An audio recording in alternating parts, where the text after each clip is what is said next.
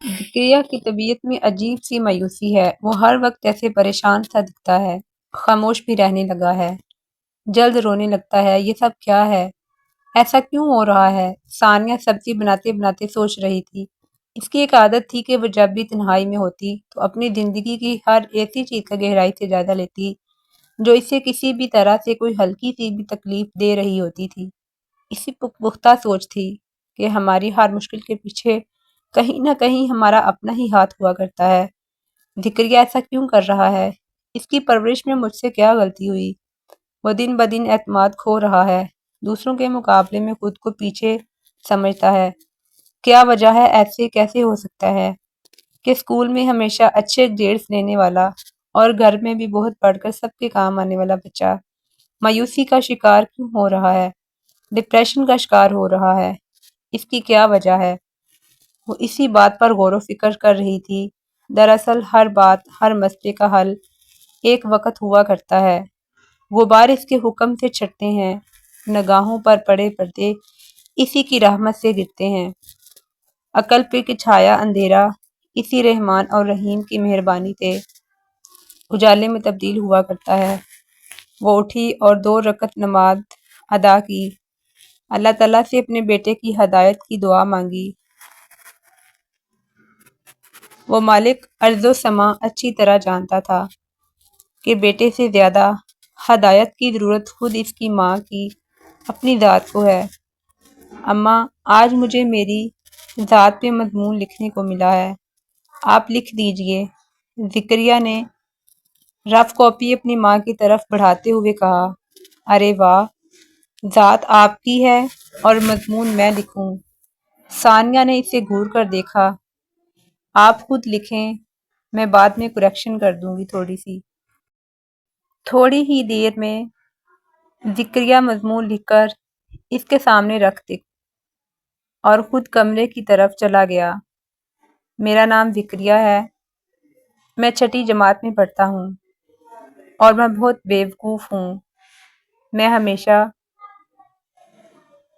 بری چیزیں کھانا پسند کرتا ہوں، مجھ سے اکثر کام خراب ہو جاتے ہیں۔ میں بہت ہی جھگڑالو اور ظالم قسم کا انسان ہوں۔ مجھ میں عقل کی بھی بہت کمی ہے۔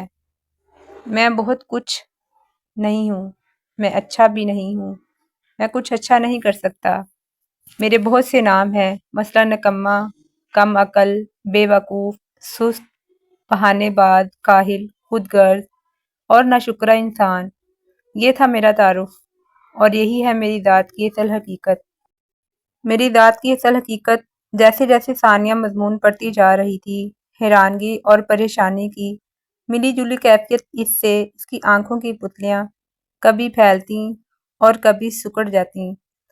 وہ مضمون والی نوٹ بک پکڑ کر کمرے سے باہر چلی آئی۔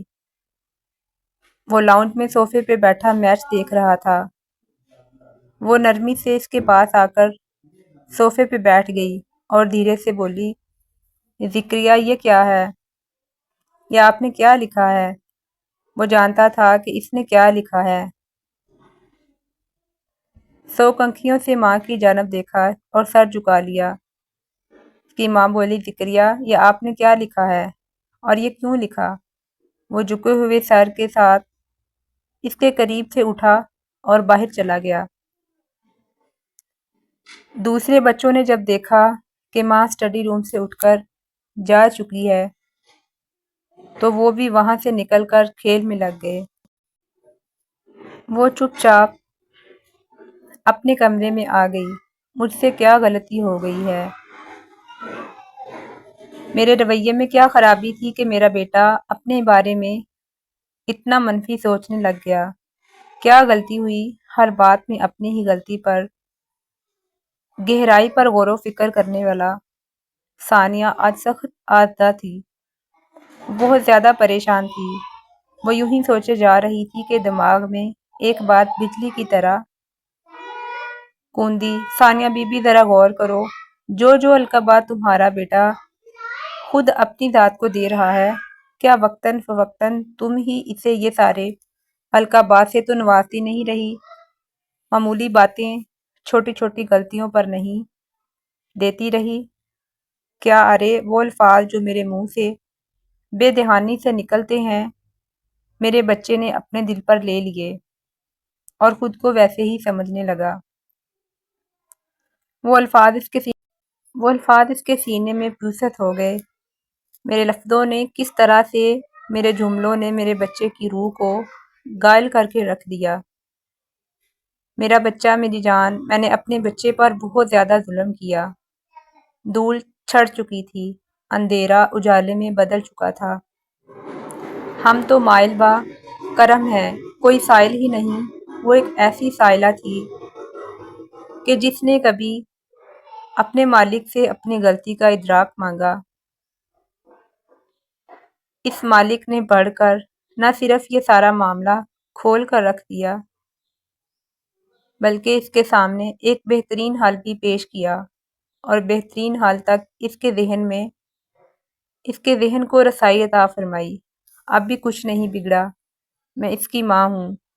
اور پھر آج ذکریہ کی طبیعت میں جو اعتماد اور خوشی، اطمینان اور سیلف رسپیکٹ نظر آتی ہے، اس کی سب سے بڑی وجہ ثانیہ ہی بنی۔ اس نے اپنے جملوں میں شاباش، زبردست، بہت اچھا، بہت اعلیٰ، ایکسیلنٹ جیسے الفاظ شامل کر لیے۔ وہ جب بھی اسے غصے میں دیکھتی تو اس کے قریب چلی جاتی اور اس کو پیار سے سمجھاتی، محبت سے اس کے بالوں میں ہاتھ پھیرتی۔ آپ بہت اچھے ہیں، آپ بہت سمجھدار ہیں، آپ بہت حوصلہ مند آپ تو بہت سمجھدار ہیں، آپ بہت حوصلہ مند ہیں، اور میں آپ سے بہت خوش ہوں۔ میرا بیٹا تو بہت زیادہ قیمتی ہے۔ میرا بیٹا انشاءاللہ بڑا ہو کر اپنی ملت کے لیے کوئی بہت بڑا کام کرے گا۔ میرے بیٹے کے اندر بہت بڑا پن ہے۔ میرا بیٹا بہت بڑا نام کمائے گا، اور میرا بیٹا بہت ذمہ دار ہے۔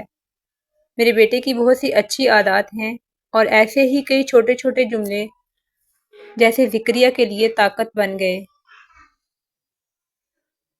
وہ دن بہ دن نکھرنے لگا، یہاں تک ثانیہ نے ایک اور کام کیا۔ ذکریہ کے باپ کو یعنی خاور کو اعتماد میں لیا، سارا مسئلہ محبت سے سمجھایا۔ انہیں بھی سمجھایا کہ ذکریہ کو ٹریٹ کرنے کے لیے ہدایت دیں، اور وہ تو پہلے ہی بقول ان کے بیوی کے تابع دار شوہر تھے، سو فوراً عمل کر کے تیار ہو گئے۔ ذکریہ کو جب ماں اور باپ دونوں کی جانب سے حوصلہ اور عزت ملی تو جیسے اس کی جان میں جان آ گئی۔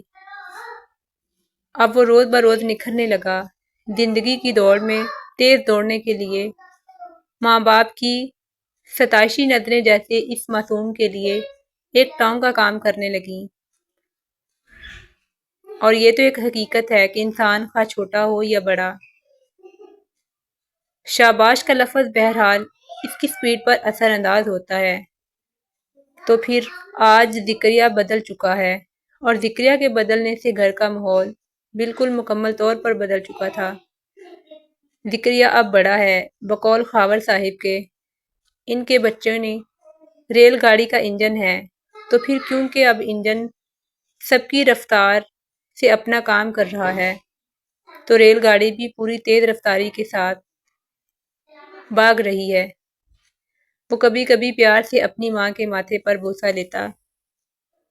اس وقت یوں محسوس ہوتا کہ جیسے وہ کہہ رہا ہو، میری ماں دنیا کی سب سے اچھی ماں ہے۔